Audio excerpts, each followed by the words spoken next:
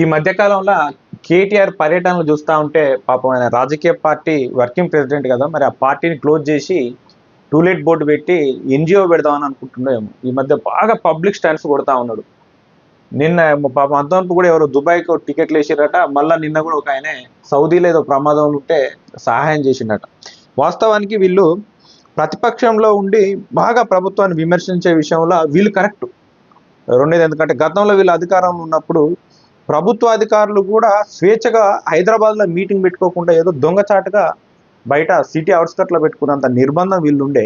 వీళ్ళు ఉన్నప్పుడు ఈరోజు అవలీలగా అబద్ధాలు ఆడుతూ మంచి జరిగే కార్యక్రమాన్ని కూడా దాన్ని ఏదో ఒకటి క్రియేట్ చేసి ప్రభుత్వం పైన హృదయాల ప్రయత్నంలో వీళ్ళు సక్సెస్ అవుతా ఉన్నారు. అయితే ఇవి ఈ మధ్య కాలంలో స్టన్స్ కొడతా ఉన్నాడు. ఇప్పుడు ఈ మహేష్ నిన్ను కాపాడుతా అని ఇక్కడ ఏదో అన్నాడు. ఇది ఎన్నో పేజీ? మళ్ళా ఇదే మళ్ళీ ఏదో మళ్ళీ 10 పేజీలే ఉంటుంది. మళ్ళీ ఆయనదే ఉంటుంది.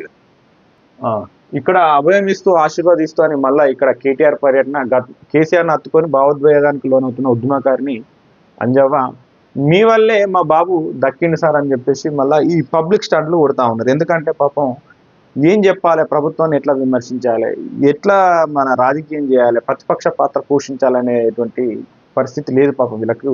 వాళ్ళు కూడా కాంగ్రెస్ ప్రభుత్వం కూడా వీళ్ళకి ఎటువంటి అవకాశం ఇవ్వట్లేదు. ఇది వీళ్ళ బాగా దరిద్రం. ఇప్పుడు ఈ నమస్తే తెలంగాణ పత్రిక ఒక 4 ఏమి ఇవ్వాలి, అరే ఇది జరుగుతుంది, కొంత ప్రభుత్వానికి ప్రజలకు మధ్య అనుసంధానంగా ఉండాలి, ఏదైనా సమస్యలు ఉంటే ప్రభుత్వం దృష్టికి తీసుకుపోతున్నా ఉండాలి. కానీ ఏంది సెల్ఫ్ డబ్బా? ఇది వీళ్ళ బాగా దరిద్రం కాదా? ఏంది ఇదే 7వ పేజీలో ఇదే వచ్చింది ముచ్చట, మళ్ళీ 9వ 10వ పేజీలో ఇదే, మళ్ళీ 7వ పేజీలో కూడా అదే వస్తుంది. ఇగో మళ్ళీ మహేష్ నిన్ను కాపాడుతా అన్న హీరో, వీరుడు, శూరుడు, ధీరుడు. నేను చెప్తున్నా కదా, ఈ కేటీఆర్కు ఈ ప్రజాసేవ 10 ఏళ్ళు తిన్నారు కదా, భూములు భయపడేలా, భూములు కన్నీళ్లు పెట్టేలా ప్రజలుగా మల్లన్న సాగర్ విషయానికి వస్తే ఆ భూములు సేకరణ విషయంలో ఎంత అన్యాయం పాపం. ఏడిస్తే కన్నీళ్ళు వచ్చినాయి ఒక్కొక్కరికి.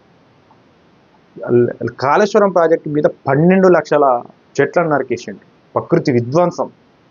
మీరు ఈ ప్రజాసేవ చేయండి, ఒక ఎన్జిఓ పెట్టుకోండి, ఒక ట్రస్ట్ అన్న పెట్టుకోండి. మేమే స్వచ్ఛందంగా వచ్చి మీ ట్రస్ట్లో పనిచేయడానికి సిద్ధంగా ఉన్నాం. కానీ కొంపదీసి మీ చేతిలో అధికారం పెడితే ఇంకా తెలంగాణలో ఈ భూములు, ఈ అధికారం, ప్రజలకు స్వేచ్ఛ,